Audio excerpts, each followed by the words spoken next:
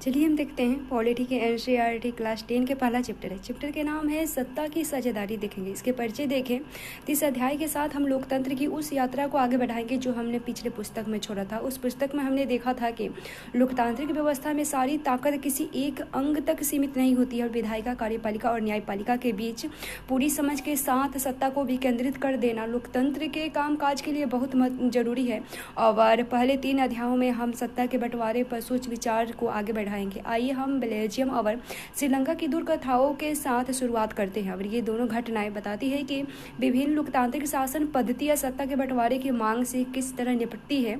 और इन घटनाओं से यह समझने में कुछ मदद मिलेगी कि आखिर लोकतंत्र में सत्ता के बंटवारे की जरूरत क्यों होती है।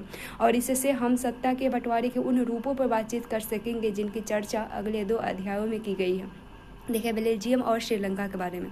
तो बेल्जियम यूरोप का एक छोटा सा देश है। क्षेत्रफल में हमारा हरियाणा राज्य से भी छोटा है और इससे की सीमाएं फ्रांस, नीदरलैंड और जर्मनी और लक्समबर्ग से मिलती है। और इसकी आबादी 1 करोड़ से थोड़ी अधिक है, यानी हरियाणा की आबादी से करीब आधी है। और इस छोटे से देश के समाज की जातीय बुनियाद बहुत जटिल है। और देश की कुल आबादी का 59% हिस्सा फ्लेमिश इलाके में रहता है और डच बोला जाता है। और शेष 40% लोग बेलोनिया क्षेत्र में रहते हैं और फ्रेंच बोलते हैं। शेष 1% लोग जर्मन बोलते हैं। राजधानी ब्रुसेल्स के 80% लोग फ्रेंच बोलते हैं और 20% लोग डच भाषा बोलते हैं। अल्पसंख्यक फ्रेंच भाषी लोग तुलनात्मक रूप से ज़्यादा समृद्ध और ताकतवर हैं।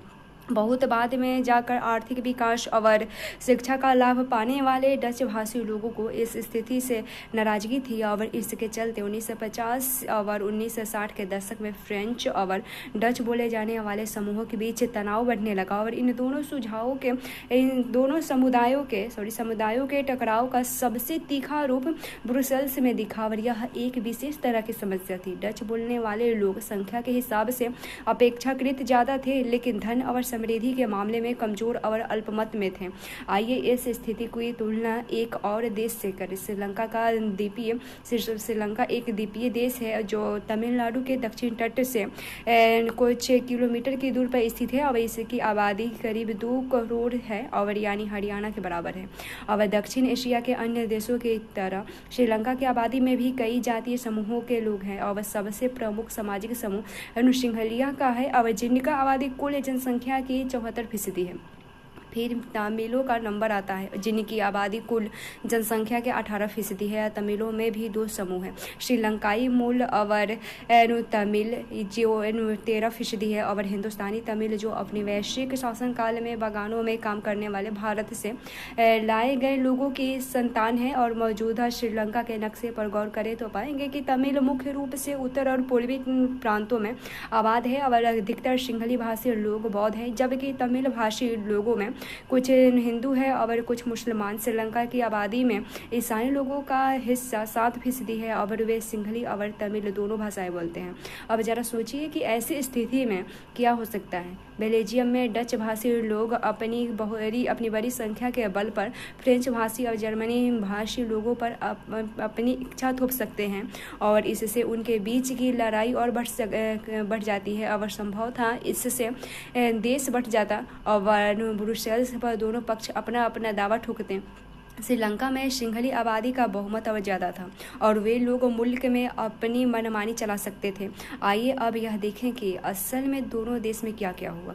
श्रीलंका में बहुसंख्यकवाद देखें। सन 1948 में श्रीलंका स्वतंत्र राष्ट्र बना और सिंहली समुदाय के नेताओं ने अपनी बहुसंख्या के बल पर शासन पर प्रभुत्व जमाना चाहा और इस वजह से लोकतांत्रिक रूप से निर्वाचित सरकार ने सिंहली समुदाय की संप्रभुता कायम रखने के लिए अपनी बहुसंख्यक परस्ती के तहत कई कदम उठाए। और उसके बाद 1956 में एक कानून बनाया गया जिसके तहत तमिल को दरकिनार करके सिंहली को एक मात्र राजभाषा घोषित कर दिया गया। विश्वविद्यालय और सरकारी नौकरियों में सिंहलियों को प्राथमिकता देने की नीति भी चली और नए संविधान में यह प्रावधान भी किया गया कि सरकार बौद्ध मत को संरक्षण और बढ़ावा देगी।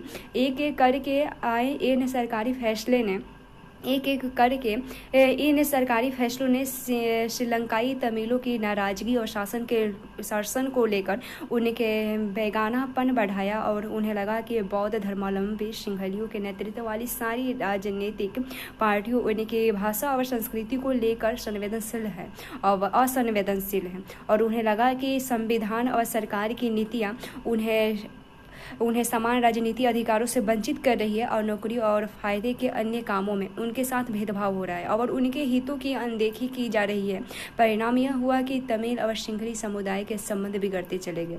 उसके बाद श्रीलंकाई तमिलों ने अपनी राजनीतिक पार्टियां बनाई और तमिल को राजभाषा बनाने, श्रेणी भाषा बनाने और क्षेत्रीय स्वायत्तता हासिल करने तथा शिक्षा और रोजगार में समान अवसर की मांग को लेकर संघर्ष किया। लेकिन तमिलों की आबादी वाले इलाके की स्वायत्तता की उनकी मांगों को लगातार नकारा गया। 1980 के दशक तक उत्तर पूर्वी श्रीलंका में स्वतंत्र तमिल इलम यानी सरकार बनाने की मांग को लेकर अनेक राजनीतिक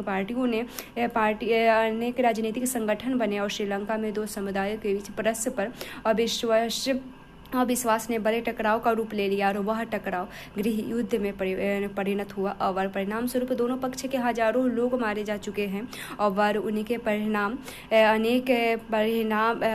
अनेक परिवार अपने मुल्क से भागकर शरणार्थी बन गए हैं और इससे भी कई गुना ज़्यादा लोगों की रोजी रोटी चौपट हो गई है। और आपने पढ़ा है, यानी 10वीं कक्षा के अर्थशास्त्र में पढ़ेंगे, आपने पढ़ा है कि हमारे क्षेत्र के देशों में आर्थिक विकास, शिक्षा और स्वास्थ्य के मामले में श्रीलंका का रिकॉर्ड सबसे अच्छा है। इसके बारे में तो जानते ही होंगे, पर वहाँ के गृह युद्ध से मुल्क के सामाजिक, संस्कृति और आर्थिक जीवन में काफ़ी परेशानियाँ पैदा होती है।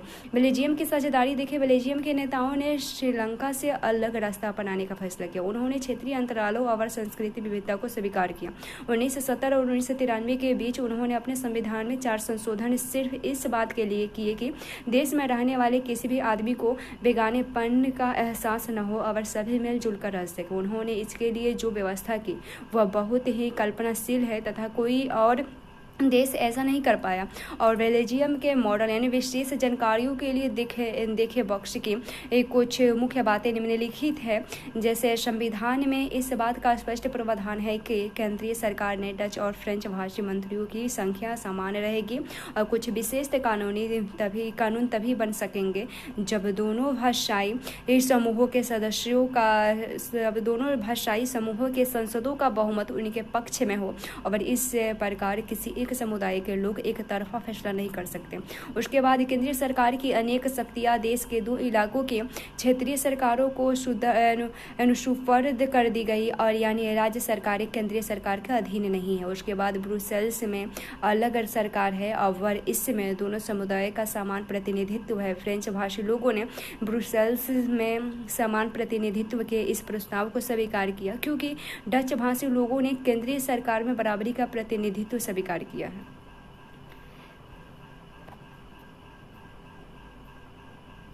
गृह युद्ध किसी मुल्क में सरकार विरोधी समूह की हिंसक लड़ाई ऐसा रूप ले ले कि वह युद्ध सा लगे तो उसे गृह युद्ध कहते हैं।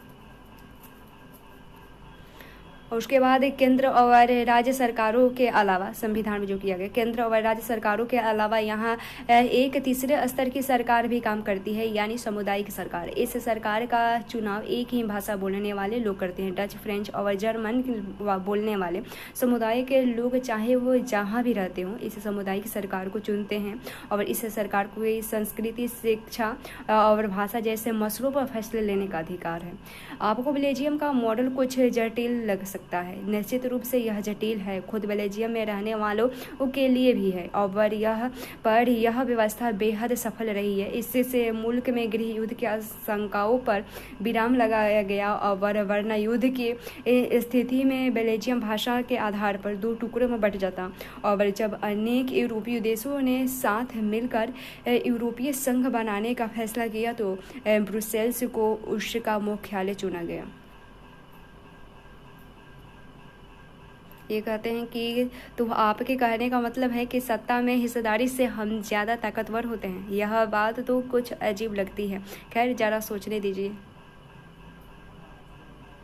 उसके बाद बेल्जियम और श्रीलंका की इन कथाओं से हमें क्या शिक्षा मिलती है? दोनों ही देश से लोकतांत्रिक है, फिर भी सत्ता में साझेदारी के सवाल को उन्होंने अलग अलग ढंग से निपटाने की कोशिश की। बेल्जियम के नेताओं को लगा कि विभिन्न समुदाय और क्षेत्रों की भावनाओं का आदर करने पर ही देश की एकता संभव है। इस एहसास के चलते दोनों पक्ष सत्ता में साझेदारी करने पर सहमत हुए। श्रीलंका में ठीक उल्टा रास्ता अपनाया गया। इससे यह पता चलता है कि अगर बहुसंख्यक समुदाय दूसरों पर प्रभुत्व कायम करने और सत्ता में उनको हिस्सेदार न बनाने का फैसला करता है तो इससे देश की एकता ही संकट में पड़ सकती है। उसके बाद देखिए सत्ता की साझेदारी क्यों जरूरी है।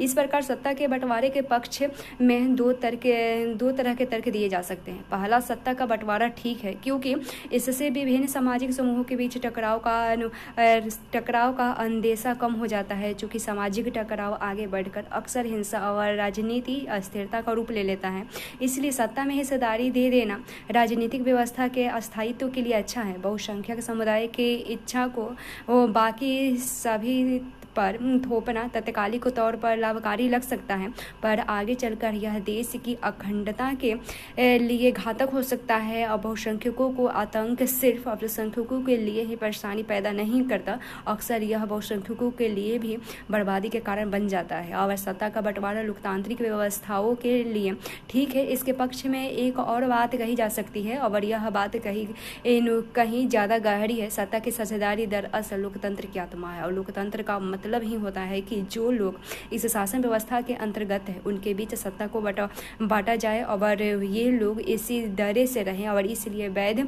सरकार वही है जिसमें अपनी भागीदारी के माध्यम से सभी समूह शासन व्यवस्था से जुड़ते हैं। और इन दो तर्कों में से एक को हम युक्तिपरक और दूसरे को नैतिक तर्क कह सकते हैं। युक्तिपरक या साझेदारी का तर्क लाभकर परिणामों पर जोर देता है, जबकि नैतिक तर्क सत्ता के बंटवारे के अंतर्भूत महत्व को बताता है।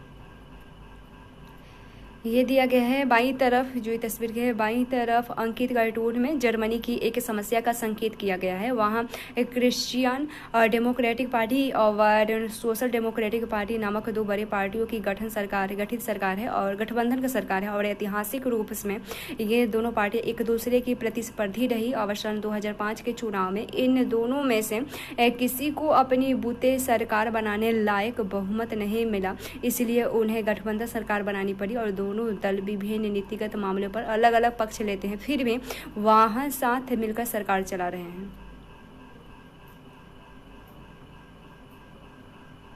युक्तिपरक क्या है? हानि लाभ का सावधानीपूर्वक हिस्सा अब लगाकर लिया गया फैसला है और पूरी तरह से नैतिकता पर आधारित फैसला अक्सर इसके उलट होता है। उसके बाद चले देखें, यह है नीते बेल्जियम के उत्तरी इलाके के एक डच माध्यम के स्कूल में पढ़ती है और फ्रेंच बोलने वाले उसके अनेक स्कूली साथी चाहते हैं कि पढ़ाई फ्रेंच में ही हो। और शेल्वी श्रीलंका की राजधानी कोलंबो के एक स्कूल में पढ़ती है। वह और उसके स्कूल के बहुत सारे दोस्त तमिल भाषी है और इसके माता पिता पढ़ाई का माध्यम तमिल ही रखना चाहते हैं। कौन सी सरकार नीति और शेल्वी के माता पिता की इच्छा पूरी कर सकती है? किसे सफलता मिलने की संभावना अधिक है और क्यों? और जैसे कि होता आया है, इस बार भी विक्रम रात को खामोशी में अपनी मोटरसाइकिल चला रहा था और बेताल उसकी पीठ पर बैठा था। और हमेशा की तरह इस बार भी वह सोच कर कि कहीं विक्रम को नींद न आ जाए और बेताल ने कहानी सुनाना शुरू किया था, जो कुछ इस प्रकार कहानी सुनाया था। तो खलील की उलझन देखते हैं। बेरूत शहर में खलील नाम का एक आदमी रहा करता था और उसके माँ बाप अलग अलग समुदाय के थे और उसके पिता ऑर्थोडॉक्स ईसाई थे तो माँ सुन्नी मुस्लिम। और आधुनिक शहर के लिए यह कोई अनूठी बात नहीं थी। लेबनान में अलग अलग समुदाय के लोग रहते थे और राजधानी बेरूत में भी बस जाते थे और वे साथ रहते थे, मेलजोल होता था। और पर गृह युद्ध में वे एक दूसरे से लड़ते भी थे और खलील का एक चाचा ऐसी ही लड़ाई में मारा गया था। और गृह युद्ध की समाप्ति के बाद लेबनान लेबनान के सारे नेता साथ मिलकर बैठे और विभिन्न समुदायों के बीच सत्ता के बंटवारे के कुछ बुनियादी नियमों पर सहमत हुए। और इन नियमों के अनुसार तय हुआ कि देश का राष्ट्रपति मेरोनाइट पंथ का कोई कैथोलिक ही होना चाहिए और सिर्फ सुन्नी मुसलमान ही प्रधानमंत्री हो सकता है और उप प्रधानमंत्री का पद ऑर्थोडॉक्स ईसाई और संसद के अध्यक्ष का पद शिया मुसलमान के लिए तय हुआ। और इस समझौते के अनुसार आगे से ईसाई फ्रांस के संरक्षण की मांग नहीं करेंगे और मुसलमान भी पड़ोसी सीरिया के साथ एकीकरण की मांग छोड़ने पर सहमत हुए। जब ईसाइयों और मुसलमानों के बीच यह समझौता हुआ था तब दोनों की आबादी लगभग बराबर थी। बाद में मुसलमान स्पष्ट रूप से बहुमत में आ गए,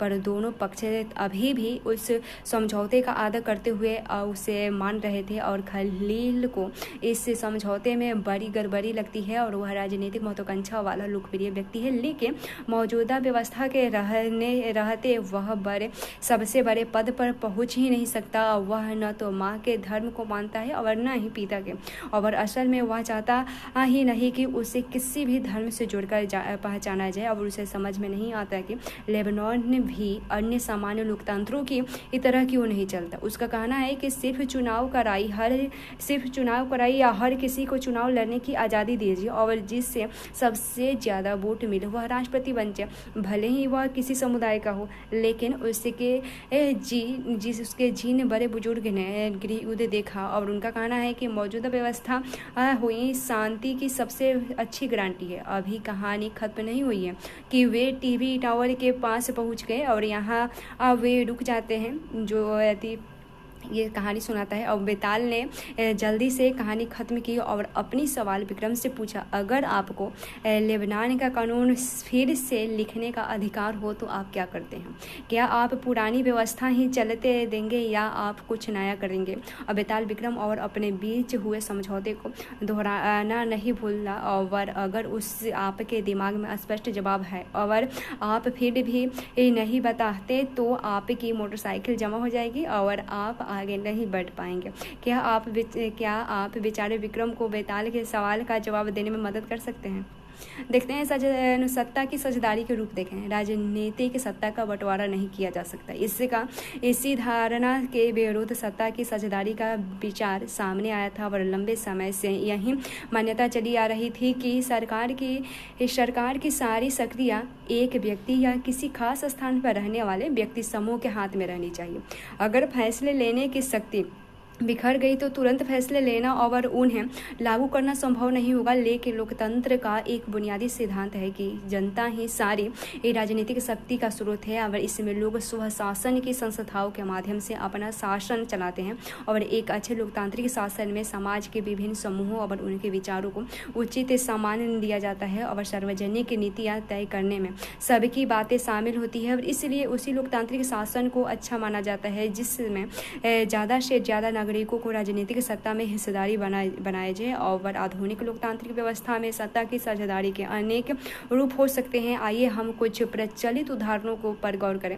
शासन के विभिन्न अंग जैसे विधायिका, कार्यपालिका और न्यायपालिका के बीच सत्ता का बंटवारा रहता है। इससे हम सत्ता का क्षैतिज वितरण कहेंगे क्योंकि इसमें सरकार के विभिन्न अंग एक ही स्तर पर रहकर अपनी अपनी शक्ति का प्रयोग करते हैं। ऐसे बंटवारे से यह सुनिश्चित हो जाता है कि कोई भी एक अंग सत्ता का सीमित उपयोग नहीं कर सकता। अगर हर अंग दूसरे पर अंकुश रखता है और उसके बाद कोई भी एक अंग सत्ता का असीमित उपयोग नहीं कर सकता, हर अंग दूसरे पर अंकुश रखता है। इससे विभिन्न संस्थाओं के बीच सत्ता का संतुलन बना रहता है। और लोकतांत्रिक संस्थाओं के बारे में नवी कक्षा में पढ़ते हुए हमने देखा था कि हमारे देश में कार्यपालिका सत्ता का उपयोग करती जरूर है पर यह संसद के अधीन कार्य करती है। न्यायपालिका की नियुक्ति कार्यपालिका करती है पर न्यायपालिका ही कार्यपालिका पर और विधायिका द्वारा बनाए गए कानूनों पर अंकुश रखती है। और इस व्यवस्था को नियंत्रण और संतुलन की व्यवस्था भी कहते हैं। सरकार के बीच भी विभिन्न स्तरों पर सत्ता का बंटवारा हो सकता है, जैसे पूरे देश के लिए एक सामान्य सरकार हो और फिर प्रांत या क्षेत्रीय स्तर पर अलग अलग सरकार रहे। या पूरे देश के लिए बनने वाली ऐसी सामान्य सरकार को अक्सर संघ या केंद्र सरकार कहते हैं। प्रांतीय या क्षेत्रीय स्तर की सरकारों को हर जगह अलग अलग नामों से पुकारा जाता है। भारत में हम इन्हें राज्य सरकार कहते हैं और हर देश में बंटवारा ऐसी ऐसे ही नहीं है और हर देश में बंटवारा ऐसा ही नहीं है और कई देशों में प्रांतीय या क्षेत्रीय सरकारें नहीं है, लेकिन हमारी तरह जिन देशों में ऐसी व्यवस्था है वहाँ के संविधान में इस बात का स्पष्ट उल्लेख है कि केंद्र और राज्य सरकारों के बीच सत्ता का बंटवारा किस तरह होगा। और बेल्जियम में तो यह काम हुआ है पर श्रीलंका में नहीं हुआ है और राज्य सरकारों से नीचे के स्तर की सरकारों के लिए भी ऐसी ही व्यवस्था हो सकती है। न्यायपालिका और नगर पालिका और पंचायतें ऐसी ही इकाइयाँ हैं। उच्चतर और निम्नतर स्तर की सरकारी के बीच सत्ता के ऐसी बंटवारे को ऊर्ध्वाधर वितरण कहा जाता है और हम अगले अध्याय में इस पर विस्तार से चर्चा करेंगे। सत्ता का बंटवारा विभिन्न सामाजिक समूहों मसलन भाषाई और धार्मिक समूहों के बीच भी हो सकता है।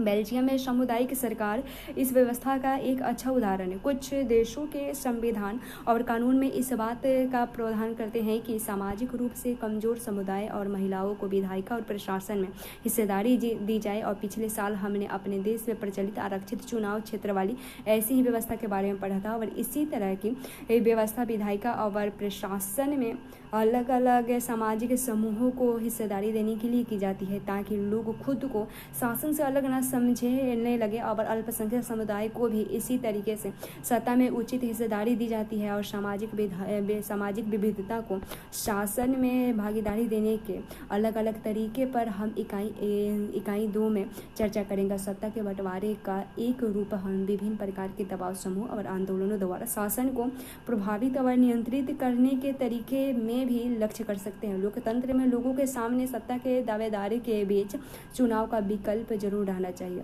समकालीन लोकतांत्रिक व्यवस्था में यह विकल्प विभिन्न पार्टियों के रूप में उपलब्ध होता है। पार्टियां सत्ता के लिए आपस में प्रतिस्पर्धा करती है। पार्टियों की यह आपसी प्रतिद्वंद्विता ही इस बात को सुनिश्चित कर देती है कि सत्ता एक व्यक्ति या समूह के हाथ में न रहे। और एक बड़ी समय अवधि पर गौर करें तो पाएंगे कि सत्ता बारी बारी से अलग अलग विचारधारा और सामाजिक समूहों वाली पार्टियों के हाथ आती जाती रहती है और कई बार सत्ता की यह भागीदारी एकदम प्रत्यक्ष दिखती है क्योंकि 2 या अधिक पार्टियां मिलकर चुनाव लड़ती है या सरकार का गठन करती है।